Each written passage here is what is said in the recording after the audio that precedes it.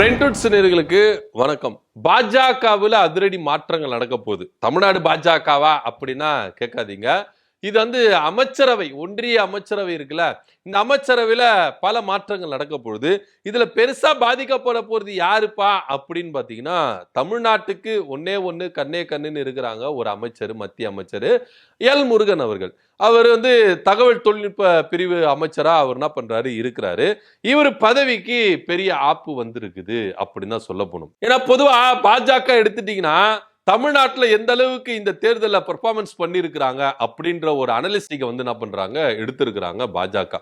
இதுல யாரு சரியா ஒர்க் பண்ணல, எந்தெந்த தலைவர்களா தோல்வி அடைஞ்சிருக்கிறாங்க அப்படின்ற ஒரு பெரிய லிஸ்ட்டை பாஜக அண்டர் கிரவுண்ட்ல எடுத்திருக்கிறாங்க. இதுல எல் முருகன், தமிழிசை சவுந்தரராஜன், வானதி சீனிவாசன், தலைவரா இருக்கிற நயினார் நாகேந்திரன், இவங்க எல்லாம் தோல்வி அடைஞ்சிருக்கிறாங்க. இதே நீங்க எல்முருகன் எடுத்துட்டீங்கன்னா 2011 இருக்கட்டும், 12 இருக்கட்டும், 24 நாடாளுமன்ற தேர்தலாக இருக்கட்டும், எல்லா தொகுதியும் அவர் நின்று தோத்துதான் இருக்கிறார், கண்டி ஜெயிச்சதே கிடையாது.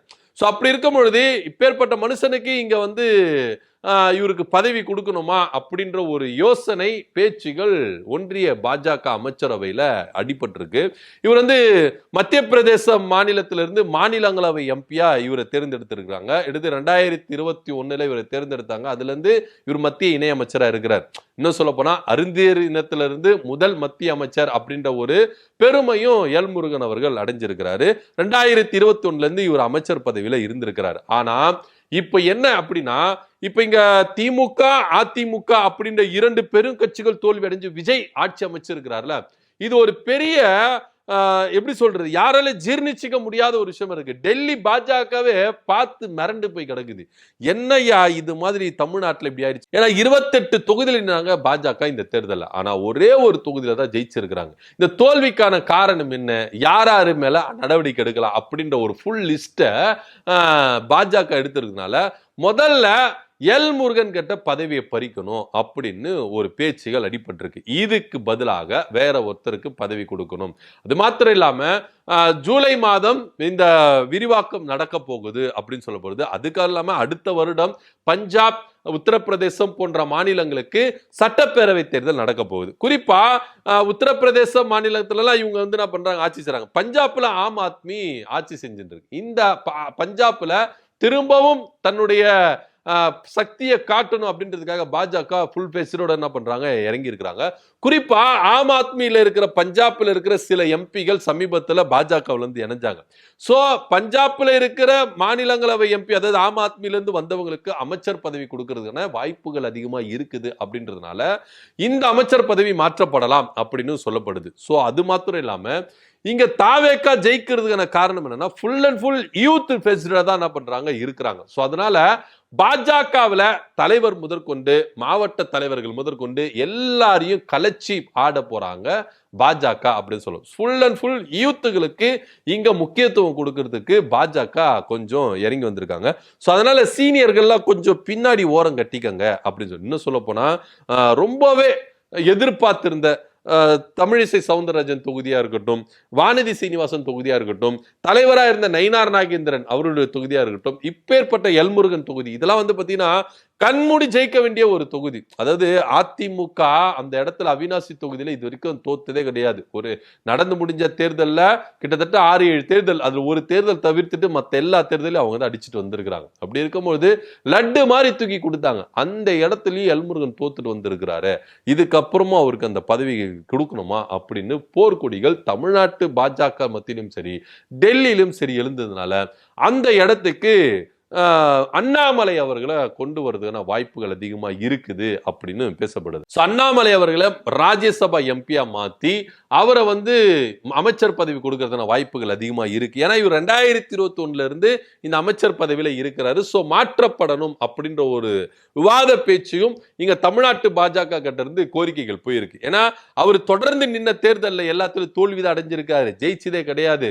ஸோ அப்படி இருக்கும்பொழுது எப்படி சார் அவரை வந்து நீங்க இந்த பதவியில் வச்சுக்கலாம், மாத்துங்க சார், இங்க கொஞ்சம் எல்லாத்தையும் மாத்துங்க அப்படின்னு தமிழ்நாட்டு பாஜக கிட்ட இருந்து பயங்கரமான கோரிக்கை டெல்லிக்கு போயிருக்கிறதுனால எல்முருகனுடைய பதவி இங்க பறிக்கப்படும் அப்படின்னு பார்க்க வேண்டியது இருக்கு. அவர் இப்போ மத்திய இணையமைச்சரா இருக்கிறார். அந்த மத்திய இணையமைச்சர் பதவி அவர்கிட்ட இருந்து பறிக்கப்படும் அப்படின்னு சொல்லப்படுது. ஸோ இந்த பதவிக்கு யாருப்பா வருவா அப்படின்னா ஃபுல் அண்ட் ஃபுல் யூத்துகளை வந்து என்ன பண்ண போறாங்க, இங்க அசம்பிள் பண்ண போறாங்க. பாஜக மாநில தலைவரா நயினார் நாகேந்திரனை விலக்கிட்டு அண்ணாமலையை திரும்ப அந்த இடத்துக்கு கொண்டு வரதுக்கான வாய்ப்புகள் அதிகமா இருக்குது அப்படின்னு பேசப்படுது. அது மாத்திரம் இல்லாம பல மாவட்ட தலைவர்களை மாத்த போறாங்க, பல மாவட்ட செயலாளர்களை மாத்த போறாங்க இப்படின்ற செய்தி ரொம்ப வந்துட்டு இருக்கு. ஸோ அது மாத்திரம் இல்லாம பஞ்சாப் மாநிலத்துல எப்படியாவது ஆம் ஆத்மியை இறக்கிட்டு பாஜக அவங்க நிலைநாட்டணும் அப்படின்னா பஞ்சாப்ல இருக்கிற சமீபத்துல வந்து சேர்ந்த இந்த எம்பிகளுக்கும் பதவி கொடுக்கணும் அப்படின்றதுனால அமைச்சரவை விரிவாக்கம் செய்ய வேண்டும் அப்படின்ற ஒரு விஷயம் தான் இங்க பார்க்க வேண்டிய ஒரு விஷயமா இருக்கு. குறிப்பா விஜயால தான் இவ்வளோ பெரிய பிரச்சனைகள், இவ்வளோ பெரிய இடர்பாடுகள் வந்தது அப்படின்னு சொல்லிட்டு அரசியல் நோக்கர்கள் சொல்றாங்க. இது பாஜகவுக்கு மட்டுமா அப்படின்னா கிடையாது. திமுக, அதிமுக போன்ற கட்சிகளுக்கும் சீனியர்கள் பதவி இழக்கிறதுக்கான வாய்ப்புகள் அதிகமா இருக்குது அப்படின்னு ஒரு சில கருத்துக்களும் சொல்லுது. ஏன்னா விஜய் அவர்கள் முழுக்க முழுக்க இளைஞர்கள் பட்டாளம் வைத்து தான் என்ன பண்ணிருக்காரு, இந்த தேர்தலை சந்திச்சிருக்கிறாரு. அது மாத்திரம் இல்லாம அமைச்சரவையில கூட இளைஞர்கள் பெரும்பாலானோர் இருக்கிறாங்க அப்படின்ற ஒரு செய்தியும் இங்க பார்க்க வேண்டிய ஒரு விஷயமா தான் இருக்கு. அப்படி இருக்கும் பொழுது தமிழ்நாட்டில் இனி வரும் நாட்கள்ல ஒவ்வொரு தேர்தலும் இளைஞர்களை முன்னிறுத்தி தான் ஒவ்வொரு கட்சியும் செயல்படணும். இப்போ உதாரணத்துக்கு ஒண்ணு இல்லைங்க, புது இந்த இளம் ரத்தம் எந்த அளவுக்கு ஃபாஸ்டா ஒர்க் பண்ணணும் அப்படின்ற ஒரு விஷயம் இருக்குல்ல. ஸோ இது உங்களுக்கு வந்து பார்த்தீங்கன்னா அந்த அனுபவம் கிடையாது, அமைச்சரவையில் அனுபவம் கிடையாது, எப்படி இப்படி செயல்படணும்னு தெரியாது. ஆனா இருந்தாலும் இளைஞர்களை முன்னிறுத்தி நாட்டை இளைஞர்கள் கையில கொடுக்கணும் அப்படின்ற ஒரு எண்ணம் விஜய்க்கு வந்திருக்குல்ல. இதை எல்லா கட்சியிலும் இம்ப்ளிமெண்ட் பண்ணணும் அப்படின்னு தான் பாஜக என்ன பண்ணுது, முதல் அடியா இளைஞர்களை இங்க ஒவ்வொரு கட்சி பதவிகளிலும் நியமிக்கணும் அப்படின்னு சொல்லிட்டு முன் வந்திருக்கிறாங்க. ஸோ அதனோட ஸ்டெப்பா தான் மாநில தலைவர் முதற்கொண்டு மாவட்ட தலைவர்கள் முதற்கொண்டு ஃபுல் அண்ட் ஃபுல் இளைஞர்களை இங்க போடலாம் அப்படின்னு சொல்லப்படுது. ஸோ தேர்தலில் பகிரங்கமா தோத்த எல் முருகன் அவர்களுக்கு ஒரு பனிஷ்மெண்டா இந்த பதவி பறிக்கப்படும் அப்படின்னு பேசப்படுது.